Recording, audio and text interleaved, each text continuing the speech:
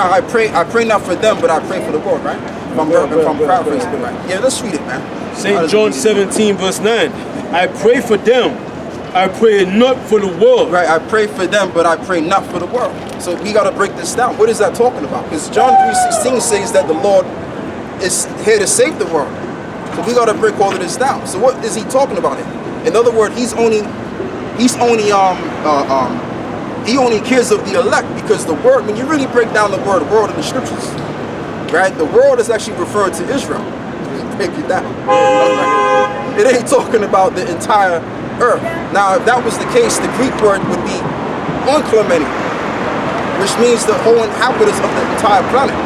But in this case, it's cosmos, which goes back to the word arrangement of stars, man. That's why we're gonna read it again. It says, "Do what you got, brother," in the Old Testament. I think it was in the Old Testament. When you was reading, it says something to the effect of how will assemble the nations. Right. Ezekiel 11 and 17. Yeah. Therefore say, thus saith the Lord God, yeah, I will even gather you from the people, right, and assemble you. And I will assemble you. That's the arrangement of stars. Go on. Assemble you out of the countries where ye have been scattered. Right. And I will give you the land of Israel. And I will give you the land of Israel. So how could everybody be given the land of Israel? That also knocks at the idea that the Lord is going to save everybody. Because there's only so much people that can fit in Israel, man. So it's just, what these Christians have been preaching for years is all shenanigans, and it's all BS, and it's all jibber jabber, man. That's all it is, man. All right, and K-Dub and all of these cats out there, full cab, alone, whatever, right? Them dudes are just wasting their time, and they should just give it up, man. All right, they're not gonna make it. And vocab is an Edomite, man. That's right. Okay. All right, yeah, just real quick, and then I'll go back to you. Right, this is Malachi 4:1. It says, "For behold, the day cometh that shall burn as an oven, and all the proud, yea, and all that do wickedly shall be stubborn." Right, all they that do wickedly shall be stubborn. Go on. And the day that cometh shall burn them up, saith the Lord of hosts. Right, those that were not a part of the gathering or the assembly, man. Now we're going to go back to the assembly scripture. Go on, brother. Ezekiel 11 and 17. Therefore say, thus saith the Lord God, I will even gather you from the people, right, and assemble you out of the countries where you've been scattered. Okay. And I will give you the land of Israel. And I will give you the land of Israel, because the elect, they're going to inhabit the land of Israel first. They're going to be setting it up by using who? The heathen. You can even read that in Ezekiel 38. How the heathen are gonna we're gonna sever out the heathen, continue employment. In other words, it's gonna be everlasting work they're gonna have to do. Right. And that's what they're gonna have to do. They're gonna have to prepare for work.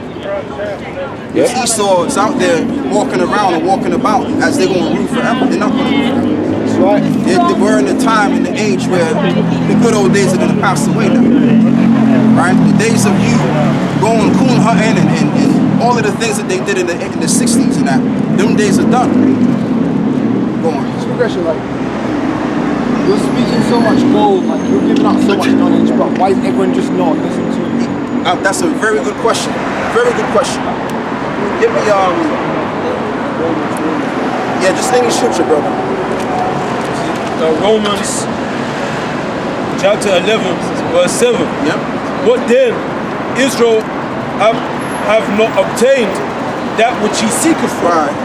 But the election have obtained it. The election have obtained it. Go on. And the rest were blinded. There's your question answered.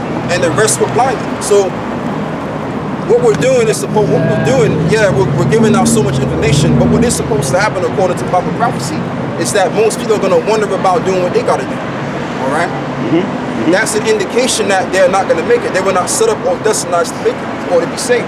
Now, if you're here and you're listening, most likely, hey, you could very well be a part of the elect. No, I agree with that, but for me, isn't like heaven, meant to be for everyone? Nope. No, not that. But for me, I find like we serve a living God, right? Yeah. He loves us all equally, right? That's not true. Let me just finish. I'm saying for me, my notion was, right, a God, he doesn't care about gender, sexuality, whatever. He loves us regardless. But right now, you've been speaking for the last hour, right? maybe 2-3 people stood by, right? Everyone else is just doing their thing. And like for me, you're speaking so much information, like transfer of information, and no one's even taking what you're saying. They think you're crazy. For me, you're speaking the truth. But when that day comes, they're gonna think about this thing. But they're so preoccupied about what